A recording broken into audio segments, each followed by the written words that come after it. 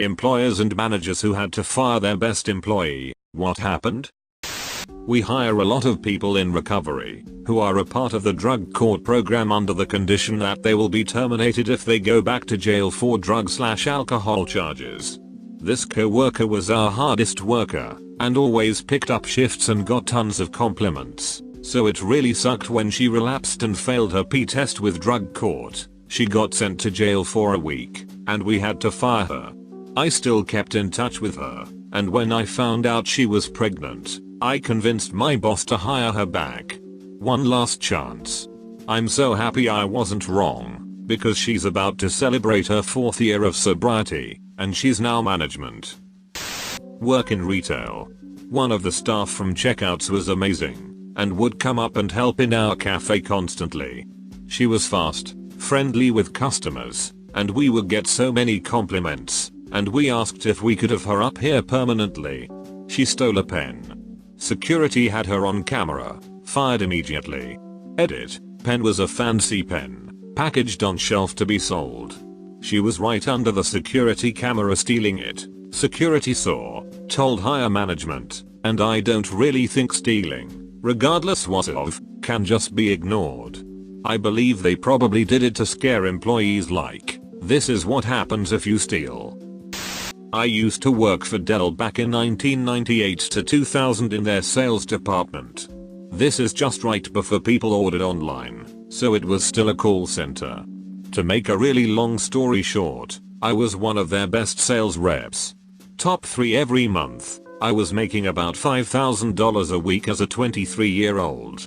They decided to replace me, and most of my team, with temps making $11 an hour and no commissions. Only I didn't know this.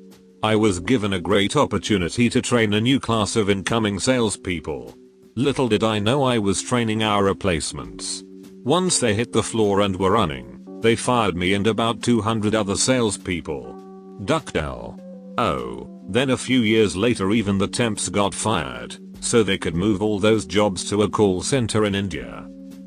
He was our fastest forklift operator. Guy could get a truck loaded in 7 to 15 minutes.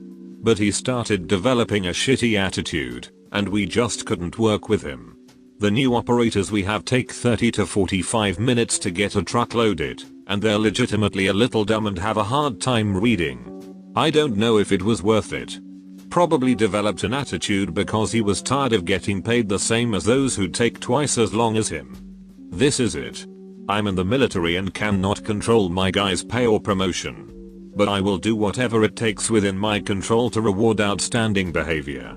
If that's heading home early, a write-up for award, or the better job when jobs are divided up.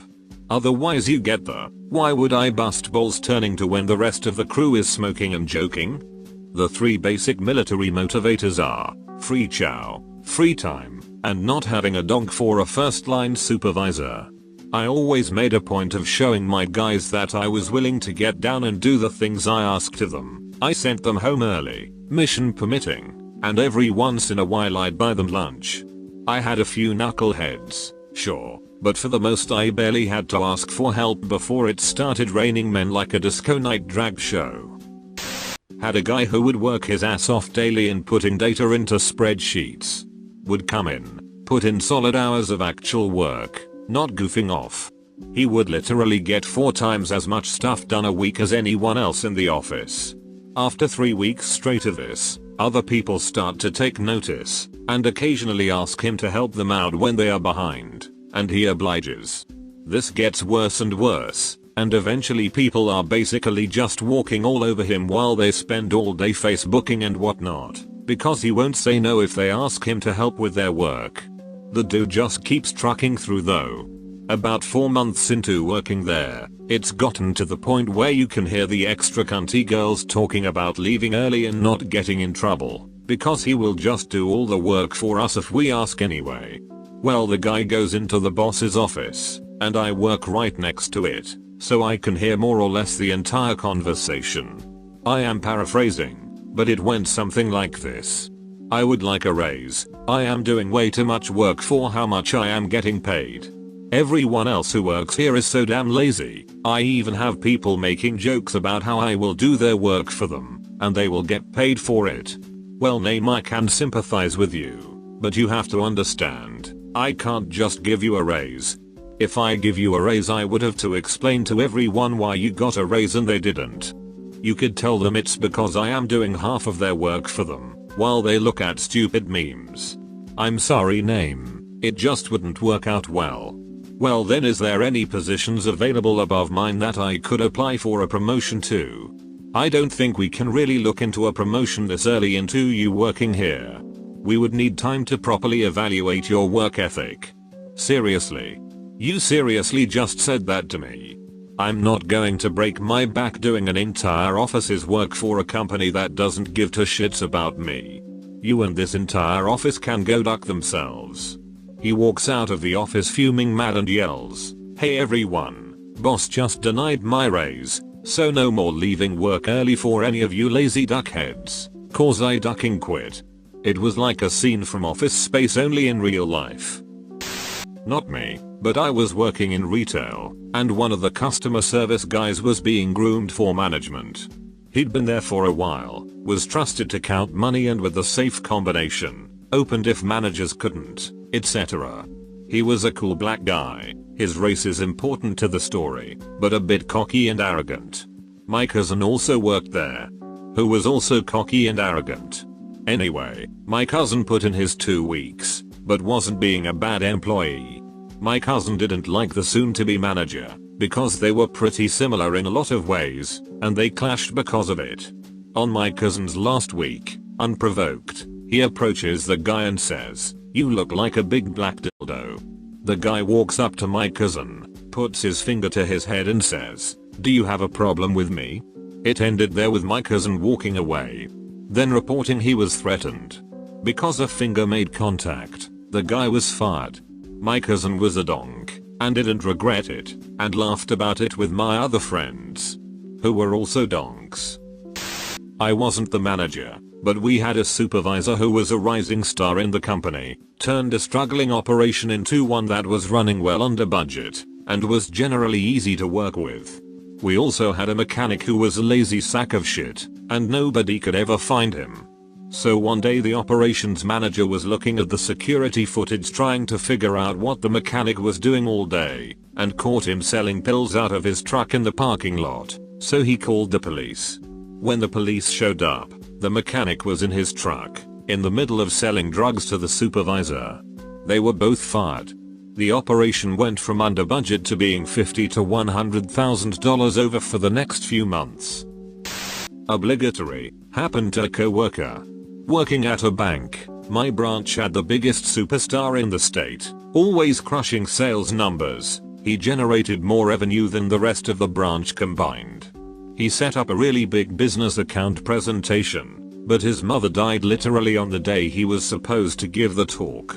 Branch manager stepped in, held the presentation. The guy had built everything up, it was essentially a done deal. Branch manager just had to get a signature on the paperwork. Obviously feeling bad for him, thinking he deserved the credit, they booked the deal under his name the next day. Technically, to get credit for a deal you have to be there at signing. Both were fired within a week for sales manipulation. Awful use of the rules. Yep, biggest joke is, he was always being courted by our rivals due to his performance. Another bank snapped him right up, so it really was our company's loss. Part of my job is to process expense reports from the sales department. I noticed one month that the top salesman had claimed a plane ticket expense twice, once when he booked it, and then again when he took the flight months later. I reviewed his past expenses and noticed he was doing this regularly. When he booked the flight originally, he would claim the full amount of the ticket. Then when he used the flight, he would claim each leg of the trip as a separate daily expense, so that the receipt amounts wouldn't match so as to avoid detection. This is how I figured out he was doing it intentionally. I showed the evidence to the CFO, and he was gone the next week. I only went back 3 years, but he stole about $10,000 over those 3 years. He was one of my best weekend workers, dependable, always on time, really good at his job. I got a call from my management on the 4th of July saying, "We are going to need to find a replacement for name." I say, "Why?" Did he find a better job?